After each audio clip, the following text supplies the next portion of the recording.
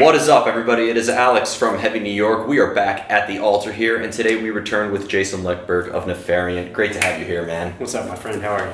Doing all right, man, but it's so awesome to have you here. This new album, Noct. I mean, when I first interviewed you, I don't think you even announced the Foul EP yet. This was right before we entered lockdown. But this new material is just extraordinary. You know, every time people think that something has always been done before, you know, everything has been done already, there's always a band that always does something that throws curveballs, and you did it with this one. So excellent work. Thank you. I appreciate that. I wish that I could say it was intentional.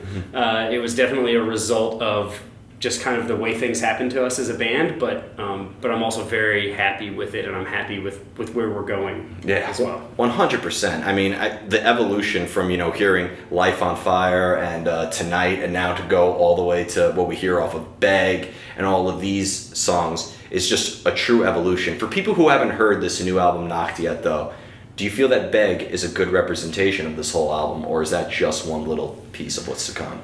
Yeah, I don't feel like it's a good representation of the album at all. In fact, we actually talk within the band about the fact that we are happy that none of our songs sound like each other, but none of our songs also sound like each other. So that's kind of a problem, right? Like, I would say that, you know, when you look at songs like On War sounds absolutely nothing like Beg, and Gravedigger sounds absolutely nothing like Beg. I think that you hear the elements of who we are. There's no guitar anywhere on the record, right? It's piano forward, so that's there. It's my voice, it's our style, but it's definitely not a bunch of Begs. Let me say that. A bunch of Begs. That's a good B-side EP or something like that. Yeah. Like when you have to release Beg as a single and then put like 14 different radio edits. That's what you. A bunch of Begs. A bunch of Begs. Yeah. I mean, with songs such as Legend 2 or Helpless, there is a lot of different emotions that are felt on this. But going from, you know, the Foul EP that did have guitars to this, did you feel, because I still like listening to Life on Fire and that stuff. I feel like it still has a Nefariant sound to it. Did you feel like that with Noct, it was a completely different songwriting process? Did you completely adjust or change how you approach your voice? Did Dustin almost kind of like have to, or not Dustin, did Drew have to completely reinvent how he did the drums and so on and so forth? I mean, look, you're absolutely right that when you mentioned Dustin, because Noct was written when Dustin was in the band. We wrote that with him still, so, you know, Noct was an evolution of Foul in that Foul was us learning who we were as a band, right? And I think that it still sounds like Nefariant. Both things sound like Nefariant because it is still the four guys from there. I mean, obviously Rob was a part of writing Foul as well and is no longer in the band, but when Dustin left, when we took the guitars out, we auditioned for a while. We tried to find people and we couldn't find one that really fit. And we had kind of been joking about, well, what happens if we just don't replace the guitar? And Drew came up with this idea of splitting the signal and distorting one signal, the bass signal, and we got in the room to try it, and I didn't even plug in a mic. I thought it was going to be silly. But within 15 seconds of starting Life on Fire, I was like, all right, guys, you got to stop. And I plugged in a mic, and I was like, let's do that again, because I think it's interesting for us. Removing the guitar, I think, added clarity to the sound that we were writing. It gave space for everything in a different way. So we weren't necessarily writing any of these songs with the idea that there wasn't going to be guitar on it. In fact, we went to LA and we recorded all of Noct with guitars. And then when Dustin left, we had to go back to LA and take all the guitars and the bass off of it and re-record it. And in fact, even Helpless is an entirely different song. All new vocals on Helpless from that. And then I completely re-sang Bury You as well because we wanted to try a different approach to it. I was screaming a little more in the first version. These songs were not written with the idea of not having a guitar, actually. It was just kind of a progression of our sound. And where we are now currently writing for our next album is the first time that we're writing with no guitar. And, you know, Dan Martinez coming into the band, too, with his fantastic work with Guts and his history with Alakeen's Gun, because I feel like Dan has, you know, he plays almost kind of like a traditional jazz player, but then he also really hits hard, as we've seen with Alakeen's Gun. So it almost seems like you both are able to showcase your sensitive sides, while also maintaining your aggressive edge. I mean, absolutely. One of the things that we like to say about the band is that we're brutal and elegant. right? So we're constantly trying to find that balance between the two, the brutality and the elegance. And I think that was it was a fun challenge for him. I mean, Dan really dove in. Like when we came up with this idea, we just kind of looked at him and said, hey man, you got to do all the heavy lifting here. You've got to go completely rewrite all the string parts for the album and make it work as both bass and guitar, and then play them both at the same time. And he really like threw himself into it, and I think it was a fun challenge for him because of what you said, because it allows him to kind of use a little bit of jazz here and a little bit of funk here and a little bit of Latin influence here, and there's a disco beat in Legend, you know, and things like that allowed him to stretch a little more, and all of us to find opportunity to be both sides of that coin. And in addition to the musical evolution, the lyricism. First off, I'm pretty sure this is a dead end, but at least I know it's coming. Maybe one of my favorite quotes I've ever heard in a song ever. That is such a relatable track. But when you analyze the rest of the lyrics and watch the recent video for Beg, you know, it's very suggestive, if you could say that. It has a real essence of erotica behind it that really makes it, you know, you call yourself brutal and elegant. I call you guys slow, deep, and hard. But yes, thank you. But like, I just find that so interesting how you have like a real influential, like almost motivating quote, or almost kind of like a self-pity quote even combined with suggestive lyrics. And then a track like Helpless that's very personal and dark for you. But the piano, what Paul's able to convey in it, it's almost like it's the most beautiful essence of macabre that I've ever heard. Wow. And then, you know, like opening up with there's a shovel in the closet, like almost like a narrator telling a story. Did inspiration just come from many different sources lyrically for you?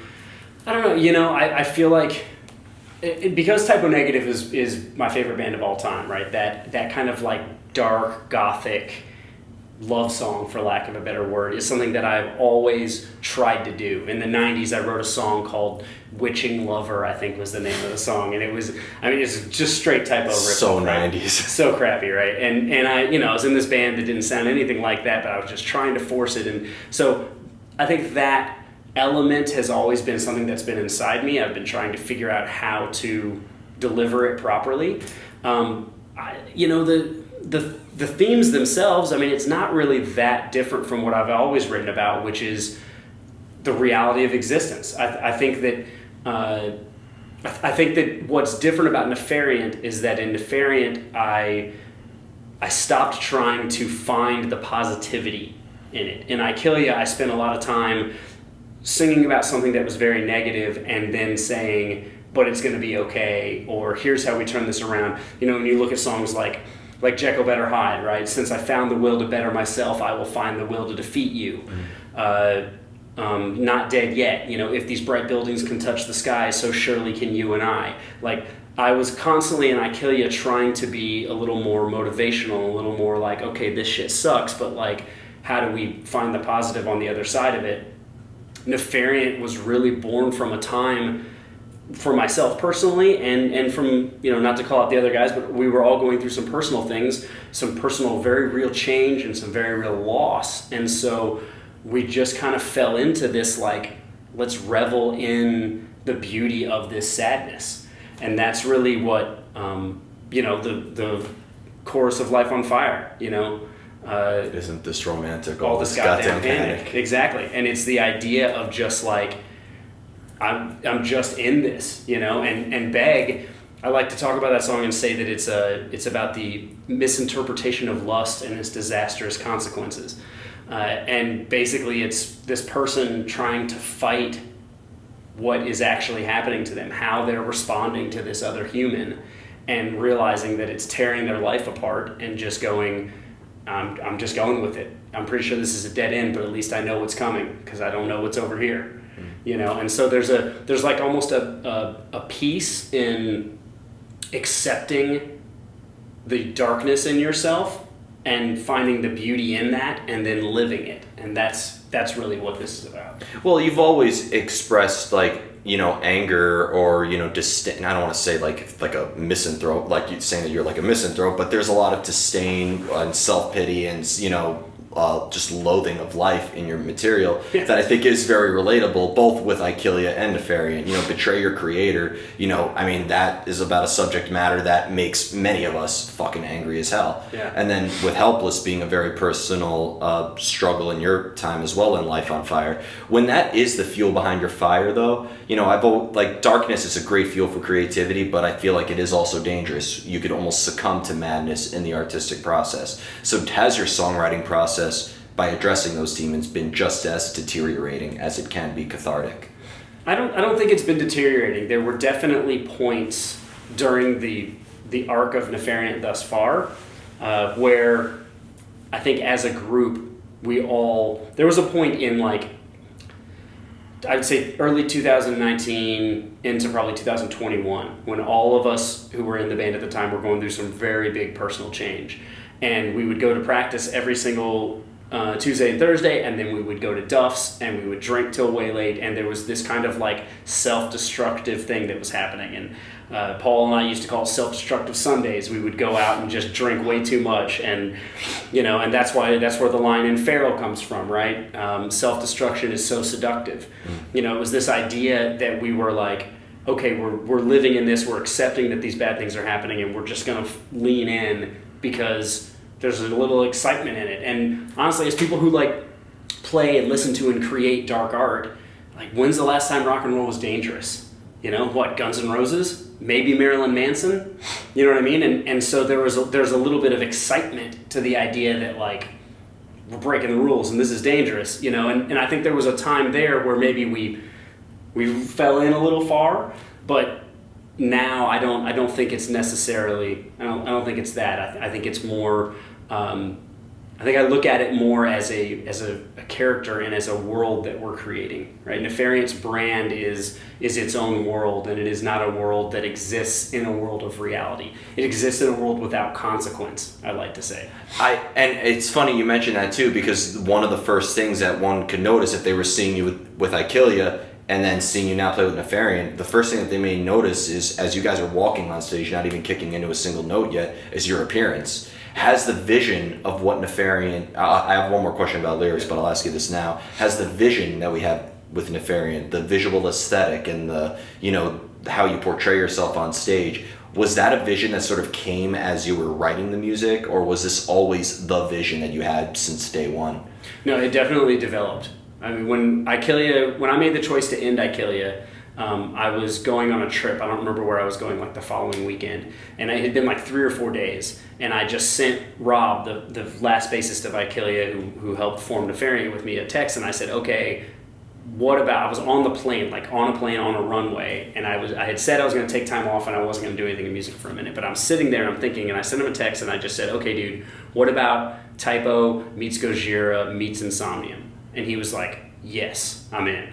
And I was like, okay, cool. So that's where we started, was that idea.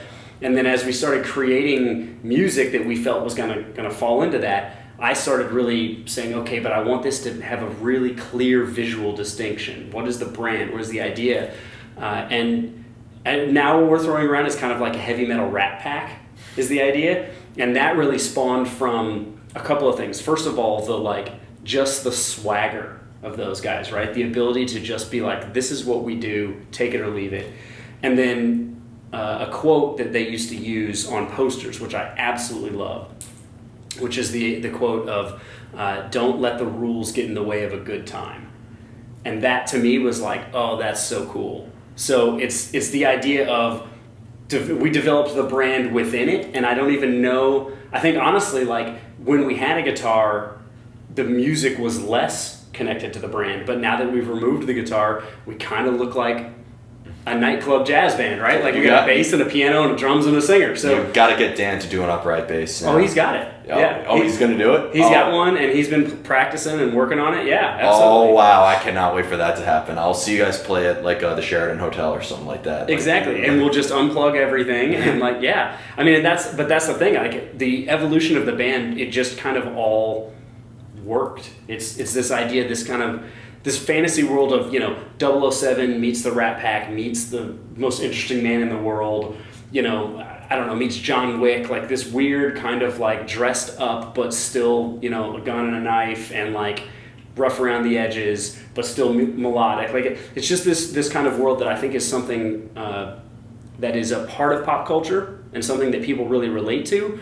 but hasn't been represented in music. Well, when I first saw you play with Ikilia in April of 2016, like such a long time ago now, like you guys were a fucking brutal metal band. Like you were like, and I'm not like saying that you were like generic by any means, but like you were a fucking metal band. You didn't need an explanation. Like you had the groove, you had the intensity. You didn't need to demonstrate anything. I feel like with Nefariant, like to go from, you know, Ikilia in the tank top fucking, you know, giving Dez from Devil Driver almost a run for his money, that like to see you bring this, it's really unique. I feel like you have a similar essence of Peter Steele when he went from Carnivore to like Ikilia is your Carnivore, this is your typo. Yeah, I agree. I absolutely agree. That was not intentional, but I think it is very similar. But that's also one of the reasons why we made the adjustment to the new show format, where we're slowing down and talking in between every song, and we're interacting with ourselves on stage and then also interacting with crowd members, because we realized everything about this needs to be different, because everything about it is different. So we're trying to very intentionally create a entirely different experience within heavy music, not just sonically, but visually and when you come to the show. And I have a question about that later, but I want to get this last lyric question out of the way before I forget. Sorry. And that is because you've tackled upon many subject matters, again, like the political messaging behind Betray Your Creator. That's, I think, one of the strongest political songs. And then, again, very personal subject matter. And then there's a shovel in the closet. Yeah. That's what I call that song now. I don't care. That's what I like to call it. Sure. But does it resonate with you depending on the lyrical subject matter differently? Does it feel like you channel a different energy depending on what the song can be about? Or being that it's still coming from your own feelings, it's very much the same? No, it definitely is very different, and not only because each song has its own meaning and comes from its own place. This is the first band, Nefariant's the first band that I've ever been in where other people have been contributing lyrics. So for instance, Legend, I didn't write any of Legend. I helped Dan tweak a few lyrics here and there to kind of make things flow a little bit once we had the music set. But Dan wrote Legend. And even Beg, he came to me with the line, "If you're not my witch, you'll do till I find her." And he kind of said, "This is this idea that I have," and it fit very nicely with some lyrics that I was writing that kind of fit a thing. And so I wrote that song based on a few pieces I had and that line he had, and we put that together. So it's a very different experience in that sense too, because when I sing Legend, I have no emotional connection to Legend whatsoever. That song is about his father. That song is about his father, and he'll speak about this in more depth than I can, but it's about when he found out that his father was dying, and he basically sat down and said, "What do I imagine the last words that my father would say to me if he could?" Because his father couldn't speak at the end of his life. And so that's what that song is. That song is his father's last words to him, which is like super heavy. Yeah. I didn't live it, right? So I don't have that emotional connection to it, but I understand what it means and the weight that the song has. So I live that through that. Kind of, in a sense, something we touched on before you turned on the camera. Like, I think great performers are great actors. Yep. And so I'm in many cases in a position where I need to perform the song, regardless of whether or not it resonates with me, or regardless of whether or not I understand I lived through what it's about. Well, if you're playing a song like Legend, do you almost have to like envision yourself in Dan's shoes, or like do you even feel like maybe in Nefariant's music you almost kind of portray a character, if you will? Yeah, I think we are. Yeah, I think we absolutely are portraying characters to a certain extent. I'm still, I'll be honest, I'm still working on how to fully deliver that in a way that isn't cheesy and that is cool. We haven't figured that out fully yet. I'm still working on it, but yeah, it is absolutely a character. But those songs are still very real. You know, Gravedigger is a song that Paul came to me and said, "Hey, I want you to write a song about someone finding a friend of theirs having committed suicide and what that's about." And I took that a little bit in a different way. I approached it from the perspective of right before they would have committed suicide and having that conversation with that person. But that's very heavy subject matter, and that really doesn't have a lot to do with like good times at a jazz club. Yeah, you know what I mean? So the songs themselves, I think, have their own little world that they exist in. And I think that I have to just like a drummer has to lean in and play the parts exactly right, I have to play the part of the song as well as sing the song. Well, and because one thing that I find so distinct about Nefariant sound is how you and Paul both convey the same amount of emotion. You work well together in the same song, but you melodically and technically speaking, like again, Helpless, that piano, I could easily see a ballet performance to that just as much as I could hear it in a Nefariant song. But the way that you sing, You Will Always Be My Favorite Failing, like that is about a heartbreak and a love loss in a way, against piano music that is so serenading. So when you're writing together, are you almost in your separate worlds in a way? Or being that you still have to make this music together, you kind of have to almost be in the same headspace somehow emotionally? You know, that's a really cool question, and thank you for asking that. It has been a real challenge because Paul and I have been, we're honestly like best friends and have been best friends for a long, long time. We only recently have begun making music together. So we have a long history of just our personal relationship, you know? And when he and I decided to put this together, I was honestly like more interested in playing with him than I was worried about whether or not he had the same vision in his head that I had. So when he comes into the room with a piano piece, almost to every single song, I would say there's a couple of them like Beg and Bury You that immediately I was like, oh, I get this is amazing. But a lot of the other songs, he comes in and plays a part and I just go, what? You know, like I listen to the melody and it's that fanciful, happy melody, and I'm like, okay. And some of the stuff that's in a waltz, right? I'm like, what do I do with a waltz? How do I sing over a waltz and make it heavy and you know what I'm saying? And so it's been a real artistic challenge because when we get in the room, everybody hears it differently. And we're writing a new song right now called Venice, which is going to be on the next record. And we did like a 3-hour session the other day writing it, and I would say probably a dozen times we got to a point in the room where I was like, okay, like we hit a wall, let's hang it up, let's just move on, we'll come back to this another day. And then somebody else would have a moment of, oh, okay, wait a minute, but what if this happened? And then it got the rest of the band going again, and by the time we got to the end of that 3-hour session, it was like, wow, this is not the song I ever thought we were going to come out with what we started. And I think that we're putting such disparate elements together. When I hear his piano part, I as much am excited to find my own voice and my own melody over it as I am confused because I don't know how I'm going to do that. Like it's the same emotion, and we go in together and we're just like, let's do it. And we just jump off a cliff and go, let's find out what happens when we hit the ground. And perfectly, you lead me from one question to another flawlessly. I knew this was going to be a good and easy interview. But when you're playing live, we talked about talking in between songs. And this is a whole other game because I've seen bands before where they can sing their asses off. They have some of the greatest stage presence. They just are fucking hard hitting. Then they just talk in between sets. And sometimes, I'm just going to be brutally honest, it's painful sometimes. Yeah. It really is fucking painful. I saw one band recently, love them, they were killing it. They were doing some sort of like, oh, so New York City pizza. And like, I literally heard crickets. And it was just, first off, is this interaction that you have, is this something you could necessarily practice? Is this something you could rehearse? Is this something that you could really prepare yourself for? Or are you reading the room as you perform? You know, it's interesting that you ask that. It's such a deep and insightful question, man. I appreciate that. Because that is a current heavy argument that we're having within Nefariant. Because we've been practicing it to a certain extent, but I find it very difficult to practice it well without an audience. Because you are reading the room, and you have to read the room, and you have to know the evening, right? And we have a couple of really good benefits in the band. First of all, I've got 4 alphas in this band, right? Everybody in this band like does not have a problem with a microphone and is ready to let you listen to them speak at all times, right? So that helps. Everybody wants to be heard. Then you've got Dan, who most people may not know this, but he actually was a stand-up comedian for a while.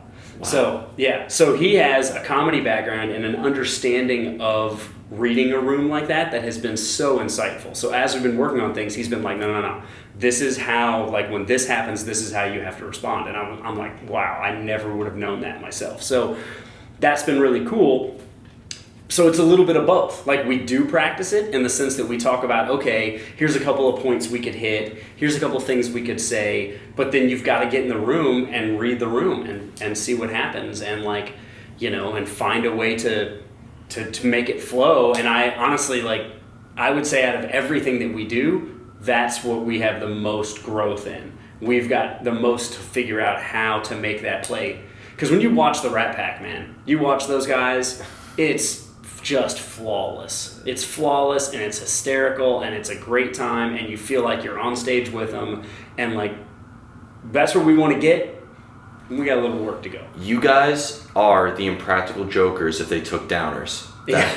Okay. All right. I'll take that. I have a lot of things I could call your band, and that's a new one. That's a good one. Say. Like, you are their goth cousins. I love that. Yeah. Okay. Thank you. Yeah. I'll take that. So I think that's pretty extraordinary. Do you think, though, that maybe that crowd interaction and, you know, talking with people as you're on stage before you go into another song adds maybe another layer of meaning to it? Because if you are winging it that way, it can almost maybe serve as, like, dialogue introduction. I feel like with piano metal, one thing that doesn't get utilized enough, I love narration over music, just like telling a story. There's this Tool song, I forgot what it's called, but where it's just a piano. I think it's meant to be like an interlude track, but there's muffled dialogue over this very melancholy piano. Yeah. I think it's off the Enema album. And so I feel like when you're talking, you know, Paul is still playing the piano a little bit, making it more, still very musical. So do you think that having this introduction adds another layer of meaning to the music? Absolutely. In fact, that was kind of part of why we did it. So when we filmed the Beg video, one of the things that we did is we invited a bunch of our friends to the shoot to be in the video. And then as kind of like a thank you to them and also for us to kind of shake rust off, we played every song that we know. And it was the first time that we performed for an audience as a 4-piece. But in between every single song, we stopped and talked about the songs. But we talked just about the songs. And when we got done with that, Will Berger, a good friend of ours, was like, hey, that, like, you're onto something there. He's like, you're onto something because the pause and the introspection and kind of the, like, behind the curtain moment helps explain what people are experiencing. Because we do sound and look so different from other metal bands. And so we took that and said, oh yeah, that makes sense. And then most people may not catch this, but if you listen closely to what Paul's playing in those parts, he's actually playing variations on the piano theme that is going to happen in the next song. Mm-hmm. So he's setting up sonically the song. It's like playing in the key and almost kind of improvising. He's riffing in the key and riffing and playing with the melody a little bit, just like improvising and setting up sonically what's going to happen after. Send me your set list next time you play, because I want to look out for that now. Yeah, like, absolutely will. Yeah, because that's an interesting point. I'm going to make sure to look out for that, to be like, so I could totally interrupt you when you're in the middle of talking and just shout the next song. You could. Yeah. Especially, that sometimes it's more obvious than others, but yeah, so he's not only setting it up sonically, but us doing that, I think, it just provides a different, like, vibe to the whole thing, and I think it does. It sets up the songs, it explains them a little more without even us having to say this is what this song is about. It just explains the experience more, I think, and I think that helps people hear it. When you read, like, a chapter book and there's always kind of like an introduction to the chapter, like there's always kind of like a side note. You should almost like do that, where like talk about the subject matter, like talk about what Helpless is and like who here has suffered through that type of heartbreak and that essence of loss in a way, and kind of make that the subject matter leading into it, almost kind of like a radio station introducing a song. Yeah, that's very much in the brainwave of what we're doing. I don't know if you caught it, but we actually hand out booklets at every show now. Okay. And in the booklet are all of the songs in order with all their lyrics. Okay. And we're kind of doing that because it's like a program, right? It's like you go to the opera and you get a program. So that's the idea. We're like providing programs to everybody so people can follow along if they'd like to, but giving that same idea, right? Giving that same, like, okay, we're kind of setting this up. I don't think I want to, in between every single song, talk about what the next song is about, because I feel like that isn't enough engagement with the audience. I want the audience to come to our show to feel like they're a part of the show. We dress up, we want everybody else to dress up too. Okay, so when you're playing, like let's say you get invited to play with Sick of It All, that would be a great show, but they ain't dressing up like you at that show. No. So what are you gonna do? I mean, we just do what we do because that's what we do. But we would love that for certain people who come to our show to view it as an event. This is a thing that they're coming to that's different from other things that they do. It gives them a moment to put on a jacket, maybe a dress, whatever else. Like, dress up a little bit, come be a part of the show. We're inviting people to interact with us in those moments too. When we're talking between the songs, talk to us. Be a part of it, right? And so there's a certain amount of that needs to happen that has nothing to do with the song. But there are points where we also do, and you'll hear me every once in a while say something like, oh, and speaking of that and this is this song. I almost now, from talking to you, and you since you just mentioned his name, I really feel like Nefariant is Will Berger's sort of vision in a way, between how he brings people together with his awesome events that he hosts, and then also has the classy Metropolitan Opera background. I mean, yeah, Will Berger, I think, infused his creative energy into yours. Shout out to Will Berger for being a visionary and a fantastic writer. Check out the Metallia. Yeah. I mean, look, Will is one of my closest friends. So it is entirely possible that that part of him has rubbed off, or it is also, I think, more feasible that the reason he and I are such good friends is because we think similarly and live similarly. You know, I've always been a person that, I'll go to the opera and then I'll go see a death metal show the next night. That's that's what it is. You and I both, and I love that. I almost feel like it's almost kind of like a supervillain, superhero like identity in a way. Like, I feel like you're like Clark Kent at the opera, and then you go to the metal show, you rip that suit off, and then you're fucking Superman or Batman. It's interesting because I actually, you've known me for years, right? From high school until a couple of years ago, I basically only wore band shirts with no sleeves. Like, that was who I was. And a couple of years ago, I just wanted something different. I wanted a change in my life. I wanted things to be different. And so I stopped.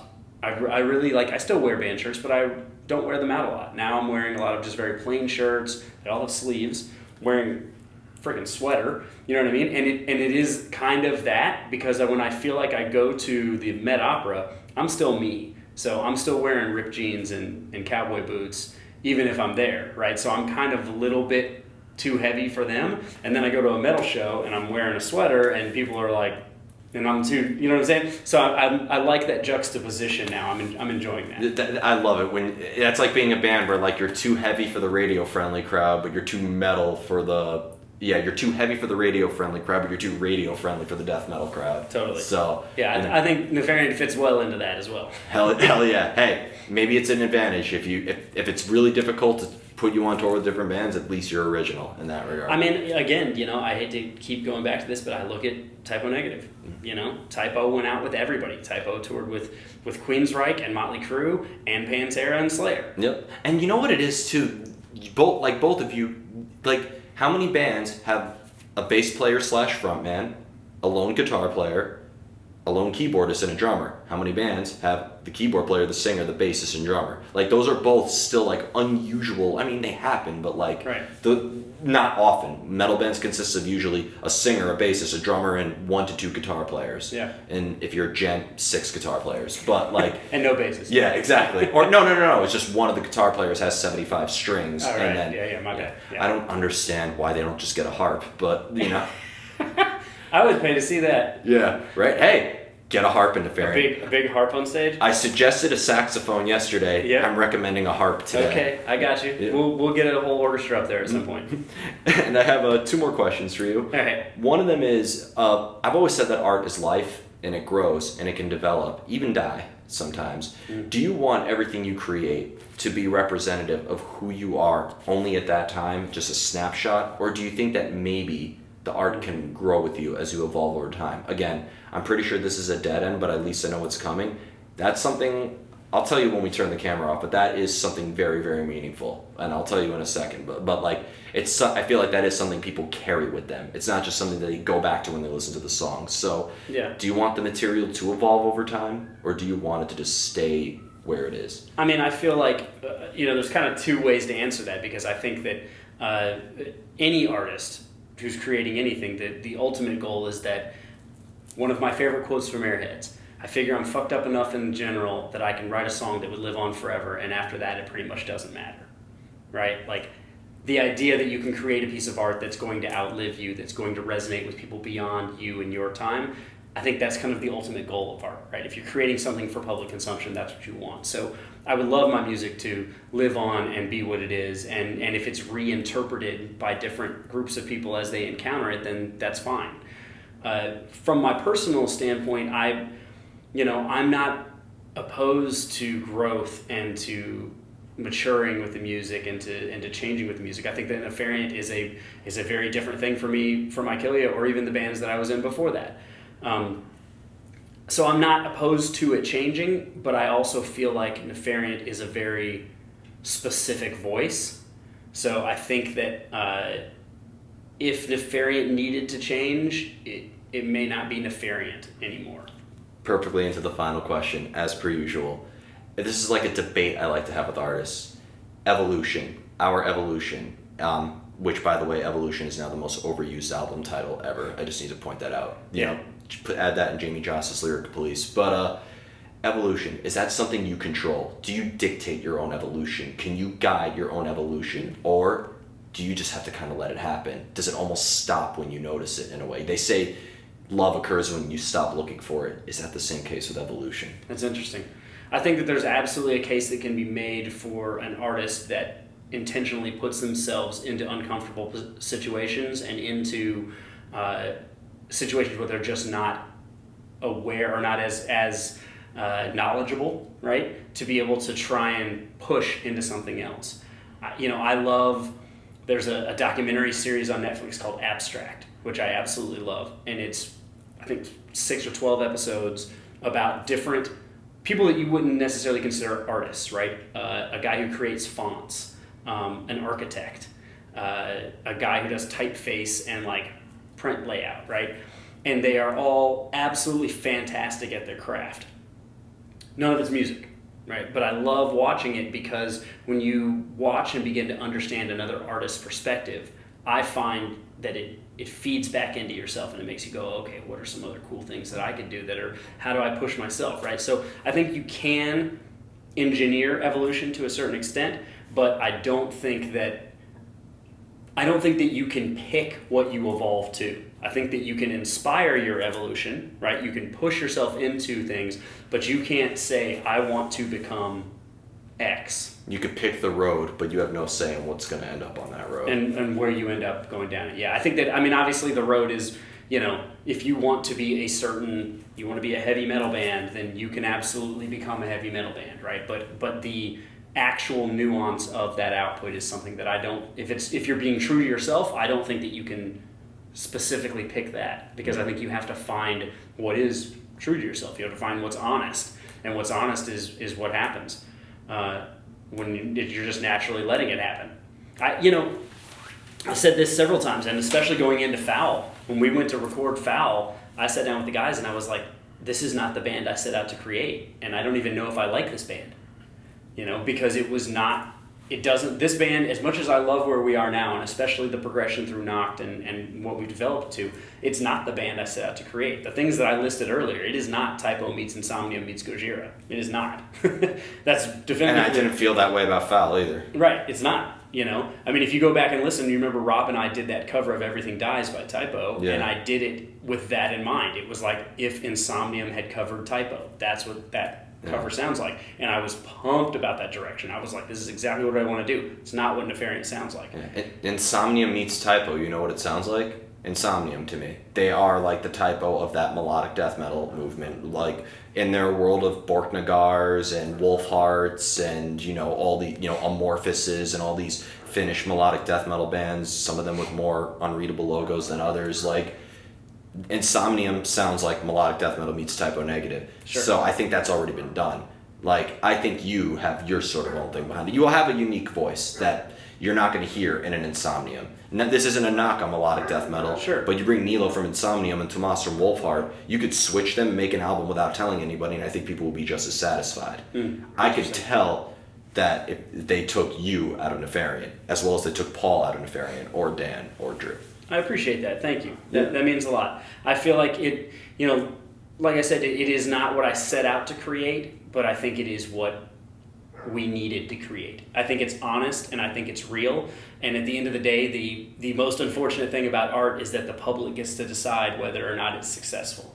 And the only thing I can do is be honest and look back and go, that's what I had. Yeah. And if what I had and what I can do is not good enough, or it doesn't, good enough's not the right word, if it doesn't resonate enough with the current public, then I get to keep working a day job. And you know what? If that's the worst that could happen, at least you created something that is an experience that has been shared. And I think that's what ultimately matters the most. And everybody in the scene has been killing it now with fantastic work, regardless of where it takes us.